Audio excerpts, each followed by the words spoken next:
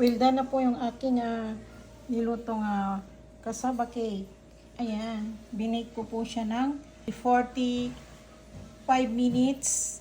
Tapos, ilagay po tayo dito na toppings. Yung sauce niya sa toppings at 20 minutes. Bali, 65 minutes po yung ating oras. Pero, dalawang salang po tayo kasi hindi kasya dun sa oven namin. Kaya, ayan po guys.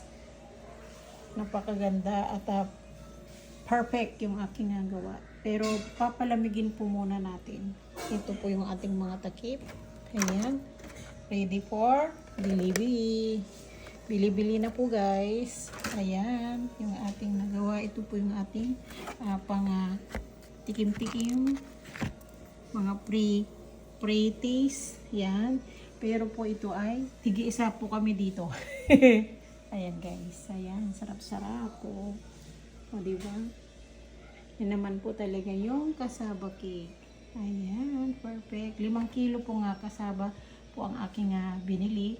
At ang kinalabasan po nito bali 2, 4, 6, 8, 10, 11 po sila. Ayan. Thanks for following. Enjoy watching.